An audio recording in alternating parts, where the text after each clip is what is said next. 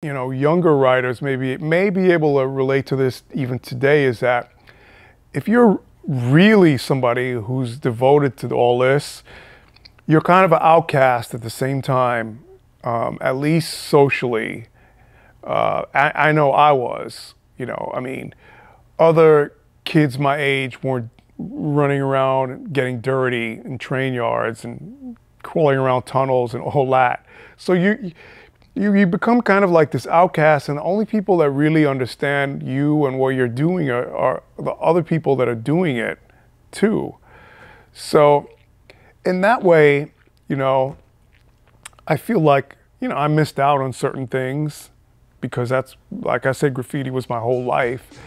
But at the same time, I wouldn't change those experiences for anything else.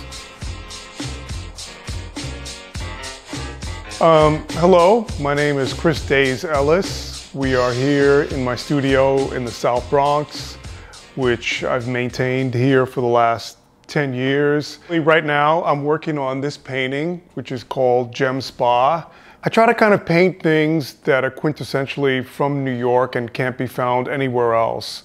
It was a newsstand in the East Village on St. Mark's Place that was around for decades. And I think it's important to immortalize these spaces in time because in the case of Gem Spa, it's no longer with us. It's no longer there. And, you know, now, post-COVID, I think they couldn't keep up with the rent and it finally closed. But I would go there. I lived in the East Village in the 80s. And I would go there at least a couple of times a week. I have like really great memories of it. So I wanted to make this painting that was about something that was really a part of the neighborhood and include some of the people that that were a part of it. I can find inspiration, you know, here in the city, just kind of walking down the street. I started to notice graffiti on subway cars probably about 1975, maybe even 74. And I kind of just found it fascinating, but I didn't really know much about it or where it was coming from. Right. Each one of the tags that I saw back then as a little kid seemed to have a personality of their own. Then I went to the High School of Art and Design, which, you know, a lot of writers went there, and I started meeting people that actually went out and painted trains and did stuff. And that's when, you know, that's when I realized, wow, this is kind of amazing.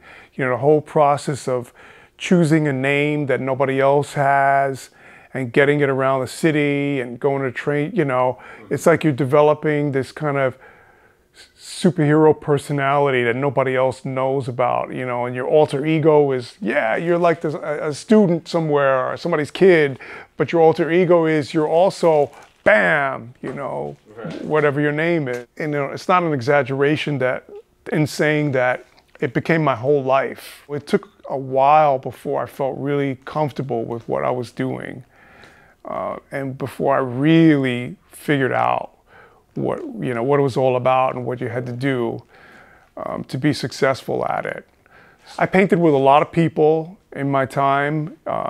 People like, of course, Crash, Is the Wiz, Daze, Knack 143, Cause 207, Dondi, Zephyr.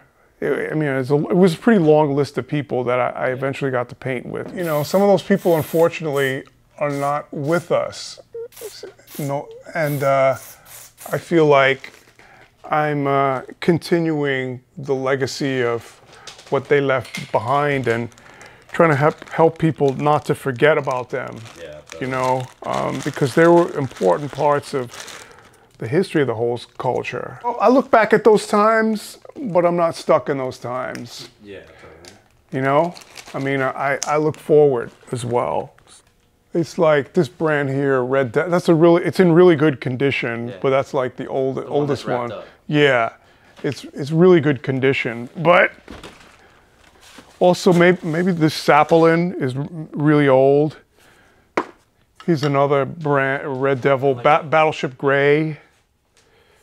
What years are we talking? This is probably like 76, 75. Yeah, you don't want to be inhaling this stuff. Oh yeah, the factory here is there, Mount Vernon. Wow. These I stole. And then there's this Krylon, not a paper label, but this is pretty old, baby blue. Yeah, you can't use this anymore. Here's another pastel yellow. Yeah, this is pretty old. Yeah, and then there's some other old weird brands like Illinois Bronze. This is some weird brand I found. Yeah. Oh, I don't even know what this is. Broma. Minute dry sedate. Yeah, this weird stuff. I would say that my experiences painting trains in the mid 70s and early 80s really inform my studio practice to this day. And even when I'm painting murals, because I still paint murals and I still do work outside, you know, those experiences from back then still, you know, are in the back of my mind, you know, because I was more or less trained to work quickly with limited light capabilities and not being able to kind of stand back and look at and admire and spend too much time looking at your work, you know. But also, even beyond that, I find that like if I'm working on a studio painting here, you know, that has nothing to do with graffiti at all, the way that I choose colors and work with colors was really informed by those graffiti experiences.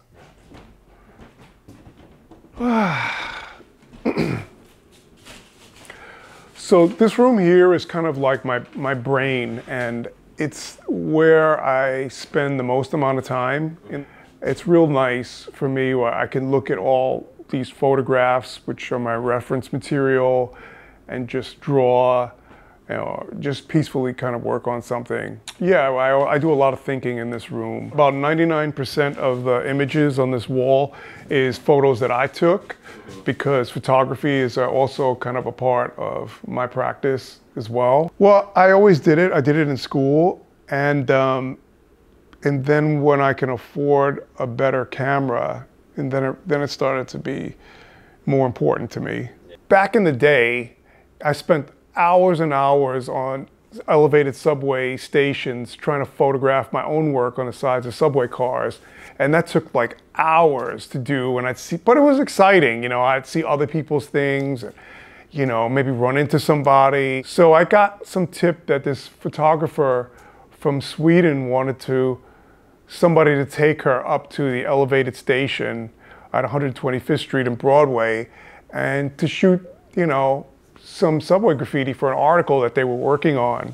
We go up there and maybe 1 or 2 trains go by, and then boom, a brand new piece that I had done, a whole car rolled up, and I just kind of was in front of it kind of posing, but it was like a perfect moment, because that's the type of thing that never ever happens at all, where you're just up there for 2 trains and then all of a sudden your whole car rolls up with the windows and everything painted and you're in front of it.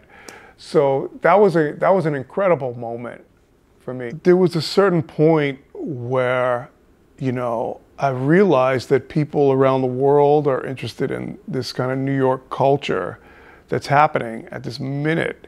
And you know, it kind of amazed me that, because I never really started out thinking that anyone else would be interested in it at all. It still kind of amazes me that people are interested in it. I don't know, I think in some ways, like when I look at graph now, there's some heads that really pop out and I really noticed them. You know, I gotta give him credit, because it could be something like, wow, that guy painted this high spot. How did he even get up there? Or how did that person have access to it? Or this person's just all over the city. Like, it's incredible. But then there's others that I feel like, you know, that have just regressed, you know. And then there's also people that are doing these kind of like burner style pieces that have this complexity to it that, you know, I think that's equally as incredible. At a certain point, you know, being a writer, I was starting to become an adult, because it really is a young person's game. And the more I was faced with those responsibilities, the less time I had for writing. You know, I had to make a living, find some place to live, and I had those kind of concerns, holding down a job, and you know, I also was smart enough to know that, you know, the generation that I was a part of was sort of moving on, and then right behind us, another generation was kind of rising up, and it was their time, you know, and it was time for those guys to get their light. So, you know, I kind of allowed that evolution to take place and didn't really fight it at all. There was definitely a transition, but I would say that it was more of an evolution. And I would say that I never made this clear-cut decision to, like, you know, I'm going to stop writing feed. I'm going to only do things in my studio. It was more gradual, and there was a period when I did both until I couldn't really do both, you know. So it was definitely a more of a gradual evolution that had happened, you know. But I never kind of really, I never put it out of mind completely.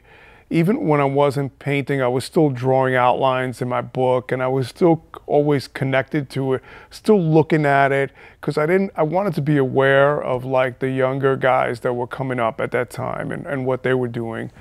So, yeah, I mean, it's never completely out of your mind, you know, and it's very hard to sort of dismiss it like that.